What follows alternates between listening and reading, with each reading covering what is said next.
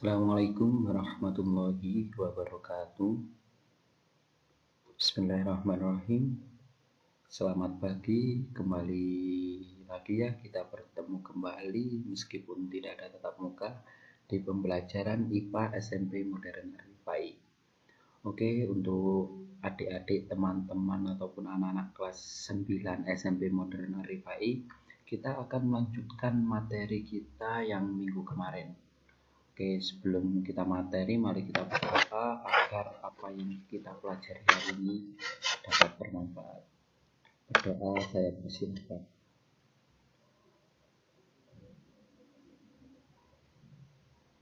Oke, berdoa bisa diakhiri. Oke, kita lanjut materi kita yang saat ini yaitu sistem reproduksi pada hewan. Nah, hewan kita sudah bereproduksi dengan dua cara. Yang kedua pada tumbuhan yaitu secara vegetatif adalah sistem reproduksi. Secara vegetatif yaitu proses reproduksi tanpa harus adanya pertemuan antara sel jantan dan sel betina. Sedangkan generatif adalah proses reproduksi dengan adanya pertemuan antara sel jantan dengan sel betina atau biasa kita singkat dengan proses fertilisasi atau pembuahan. Reproduksi hewan secara vegetatif itu ada beberapa cara. Yang pertama yaitu dengan cara fragmentasi atau pembelahan diri menjadi beberapa bagian. Dari bagian ini akan tumbuh individu baru. Misalnya ini seperti cacing planaria. Nah, cacing planaria ini apabila bagian tubuhnya kita potong menjadi dua, maka bagian yang satu, anggap saja yang atas, itu akan menjadi individu baru. Sedangkan bagian yang bawah sama, dia akan menjadi individu baru. Itu adalah cara proses dari perkembangan secara vegetatif hewan planaria. Yang selanjutnya yaitu pembentukan tunas. Pembentukan tunas jadi hewan itu membentuk tunas yang akan menjadi individu baru. Di sini contohnya adalah pada tanaman obelia. Jadi tanaman obelia hewan obelia ini membentuk tunas. Jadi gambar pertama yang seperti pohon itu adalah bentuk dari hewan obelia.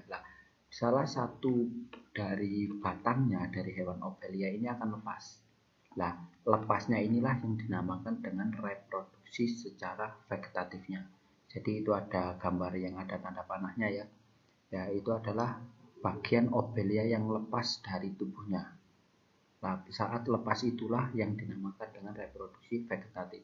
Namun saat obelia itu menjadi medusa atau dalam bentuk ubur-ubur, untuk menghasilkan anakan reproduksinya tetap mereka secara generatif. Jadi yang vegetatifnya ini adalah proses pelepasan dari, kalau kita bisa dari tanamannya, itu adalah reproduksi secara vegetatifnya.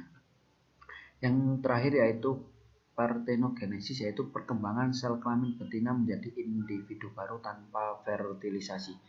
Jadi ada beberapa hewan betina yang di dalam tubuhnya itu sudah ada sel telur. Sel telur ini tanpa perlu bertemu dengan sel jantan atau tanpa perlu dibuahi oleh sel jantan, tapi dia bisa tumbuh menjadi individu baru. Contohnya pada lebah dan semut. Jadi lebah betina ataupun semut betina, kalau di dalam tubuhnya itu ada sel telur dan tidak dibuahi oleh sel jantan, maka sel telur itu tetap bisa menjadi anakan baru atau individu baru. Seperti itu. Yang selanjutnya yaitu cara reproduksi secara generatif. Cara reproduksi secara generatif yaitu cara reproduksi yang dilakukan dengan cara harus adanya pertemuan sel jantan dengan sel betina. Salah satu prosesnya yaitu yang pertama pembentukan sel kelamin jantan dulu, yaitu spermatogenesis. Kita akan membahas spermatogenesis. Spermatogenesis ini adalah proses pembentukan sel kelamin jantan atau sel sperma, seperti itu. Sedangkan pada perempuan proses pembentukan sel telur itu dinamakan dengan oogenesis. Untuk spermatogenesis prosesnya seperti ini. Jadi di dalam induk jantan, di dalam kelamin jantan itu terdapat yang namanya spermatogonium. Nah, spermatogonium akan tumbuh secara mitosis.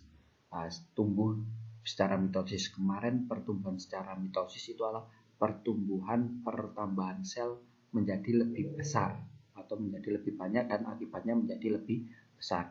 Jadi pertama spermatogonium tumbuh secara mitosis dan membentuk spermatosit primer. Nah, spermatosit primer ini akan bermeiosis. Nah, itu kan awalnya 2N, bermeiosis menjadi N saja. Dan maka akan terbentuk yang namanya spermatosit sekunder. Jadi 2 spermatosit sekunder.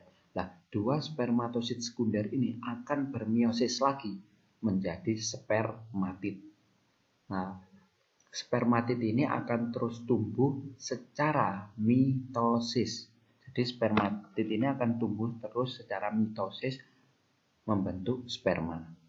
Jadi prosesnya spermatogonium bermitosis menjadi spermatosit, spermatosit primer bermeiosis pertama menjadi spermatosit sekunder, spermatosit sekunder akan membelah secara meiosis kedua menjadi spermatid, dan spermatid akan membelah secara mitosis untuk membentuk sperma.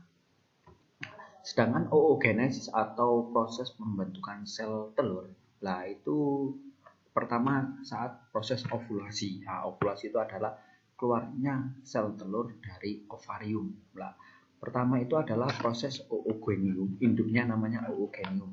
Oogonium akan membelah secara mitosis, membelah menjadi lebih besar atau menjadi lebih dewasa menjadi oosit primer. Lah, oosit primer akan bermeiosis menjadi 2. Satu oosit sekunder, yang satu menjadi badan polar. Nah, yang menjadi badan polar ini lama-lama akan menghilang atau akan melebur di dalam tubuh. Sedangkan yang oosit sekunder akan membelah menjadi 2, yang satu menjadi ovum, yang satunya menjadi badan polar. Nah, saat menjadi badan polar inilah mereka akan melebur. Jadi bisa kita bedakan kalau spermatogenesis saat mereka membelah, empat-empatnya itu menjadi sperma semuanya.